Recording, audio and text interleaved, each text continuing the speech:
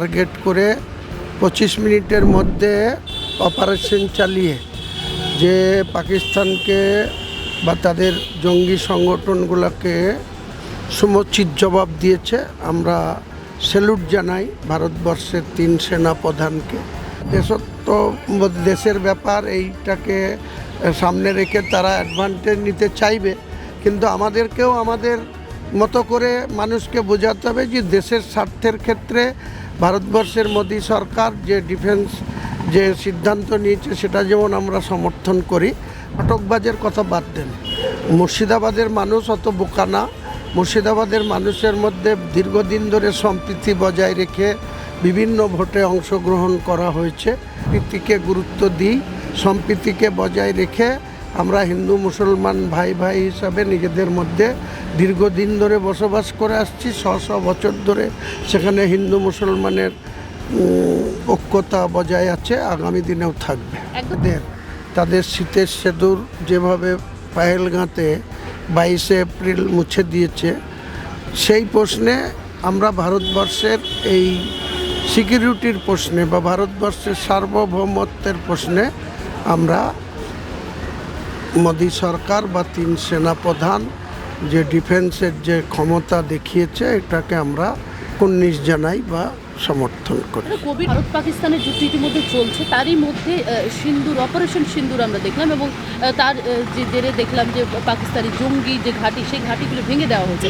বিষয়টাকে কীভাবে দেখছেন, আপনার কি প্রতিক্রিয়া? ভারতবর্ষের সরকার বা ভারতবর্ষের ডিফেন্স, বিশেষ করে 3 সেনা প্রধান যে দক্ষতার পরিচয় দিয়েছে বা পাকিস্তানের মদতপুষ্ট জয়সি মোহাম্মদ সহ যে সমস্ত জঙ্গি ঘাঁটিগুলোকে যেভাবে নির্দিষ্ট টার্গেট করে 25 মিনিটের মধ্যে অপারেশন চালিয়ে যে পাকিস্তানকে বা তাদের জঙ্গি সংগঠনগুলোকে সমুচিত জবাব দিয়েছে, আমরা স্যালুট জানাই ভারতবর্ষের 3 সেনা প্রধানকে এবং ভারতবর্ষের বর্তমান প্রধানমন্ত্রী নরেন্দ্র মোদীজিকে। দাদা, আপনাদের দলেরই মহুয়া মৈত্র সাংসদ, তিনি দাবি করছেন সে ভিডিওগুলি গাজার ভিডিও চালানো হচ্ছে বলে দাবি করছেন তিনি, কি বলবেন? দেখুন, যেখানে দেশের সার্বভৌমত্বের বিষয়, যেখানে দেশ সুরক্ষিত রাখার প্রশ্ন, এখানে 145 কোটি মানুষ ভারতবর্ষের আমরা নাগরিক।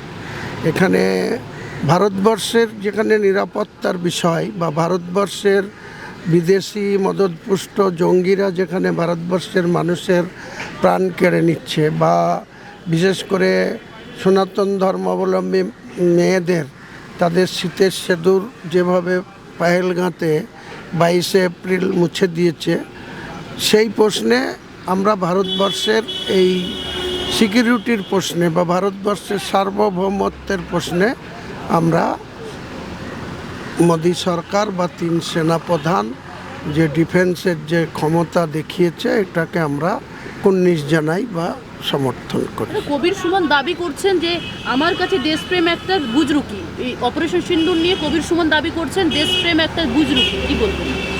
দেখুন, ওনারা আর্টিস্ট মানুষ, ওনারা অনেক বিজ্ঞ মানুষ, জ্ঞানী মানুষ। ওনারা কোন অ্যাঙ্গেল থেকে এসব বলছেন আমি জানি না। আমাদের দেশত্ববোধটাকে আমাদেরকে সম্মান করতেই হয়।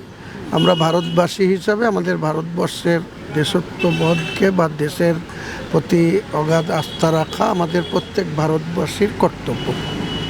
দাদা, আরও একটা বিষয়, বিকাশ রঞ্জন ভট্টাচার্য দাবি করছেন যে পুরো বিষয়টি বিহারের ভোটকে কেন্দ্র করে করা হচ্ছে, কিভাবে দেখছেন? দেখুন, এটা বিজেপি তো সে ফায়দা নেওয়ার চেষ্টা করবে। সামনে 5 মাসের মধ্যে বিহারে ভোট আছে, 10 মাস 11 মাস পরে আমাদের বেঙ্গলেও ভোট হবে আগামী এপ্রিলে মেতে। তো সেদিক দিয়ে একটা রাজনৈতিক দল হিসেবে বিজেপি সেটা ক্রেডিট নেওয়ার চেষ্টা করবে। আমরা মমতা বন্দ্যোপাধ্যায়ের নেতৃত্বে পশ্চিমবাংলায় তারা যেমন বিহারে নীতিশ কুমার আছে বা বিরোধীতে কংগ্রেস আরজেডি আছে, তারা তাদের মতো করে লোকাল ইস্যুগুলো বুঝাবে, বিজেপি সরকারের খারাপ দিকগুলো বুঝাবে। তারা দেশের ব্যাপার এইটাকে সামনে রেখে তারা অ্যাডভান্টেজ নিতে চাইবে, কিন্তু আমাদেরকেও আমাদের মতো করে মানুষকে বোঝাতে হবে যে দেশের স্বার্থের ক্ষেত্রে ভারতবর্ষের মোদী সরকার যে ডিফেন্স যে সিদ্ধান্ত নিয়েছে সেটা যেমন আমরা সমর্থন করি, বাকি লোকাল অনেক ইস্যু আছে যেগুলো রাজনৈতিকভাবে মানুষের কাছে গ্রহণযোগ্যতা থাকবে, সেখানে বিজেপিকে আমরা পরাস্ত করব। দাদা, গতকাল শুভেন্দু অধিকারী ইলেকশন কমিশন অফিসে গেছিলেন এবং তিনি বললেন মুর্শিদাবাদের যে সকল এলাকাগুলি রয়েছে হিন্দু এলাকা, হিন্দুরা রয়েছেন সংখ্যালঘু সেখানে হিন্দু, এবং তাদের জন্য ভোটের ব্যবস্থা করার জন্য মাদ্রাসা আলাদা করে তাদের ব্যবস্থা, ভোটের ক্ষেত্রে হিন্দুদের ভোটের জন্য আলাদা বুথ করতে এই দাবি রেখে এসছেন, কীভাবে দেখছেন? ও নাটকবাজের কথা বাদ দেন। মুর্শিদাবাদের মানুষ অত বোকা না। মুর্শিদাবাদের মানুষের মধ্যে দীর্ঘদিন ধরে সম্প্রীতি বজায় রেখে বিভিন্ন ভোটে অংশগ্রহণ করা হয়েছে। তা নাহলে মুর্শিদাবাদ 72% মুসলমানের ভোট জঙ্গিপুরে, সেখানে প্রণব মুখার্জি দুবার সাংসদ হয়েছে, তার ছেলে অভিজিৎ মুখার্জি সাংসদ হয়েছে। 67% 65% বহরমপুর লোকসভায় মুসলিম ভোট, সেখানে 5 বারের সাংসদ হয়েছে অধীর রঞ্জন চৌধুরী। কাজেই এই বুজরুকি করে শুভেন্দু অধিকারী কোনো পার পাবে না, কোনো অ্যাডভান্টেজ পাবে না। আমরা মুর্শিদাবাদ জেলায় সম্প্রীতিকে গুরুত্ব দিই, সম্প্রীতিকে বজায় রেখে আমরা হিন্দু মুসলমান ভাই ভাই হিসাবে নিজেদের মধ্যে দীর্ঘদিন ধরে বসবাস করে আসছি। 100 বছর ধরে সেখানে হিন্দু মুসলমানের ঐক্যতা বজায় আছে, আগামী দিনেও থাকবে। একদম শেষ প্রশ্ন আপনাকে করবো যে কার্তিক মহারাজ দাবি করেছিলেন মুর্শিদাবাদের হিন্দুদেরকে অস্ত্র হাতে রাখতে। মুখ্যমন্ত্রী মমতা বন্দ্যোপাধ্যায় গিয়েছিলেন বহরমপুরে যে সকল সুতি থেকে শুরু করে যে সকল ধুলিয়ান এলাকা পরিদর্শন করেছেন, তিনি বলেছেন হাতা খুন্তি রাখতে। আপনি কি দাবি করছেন?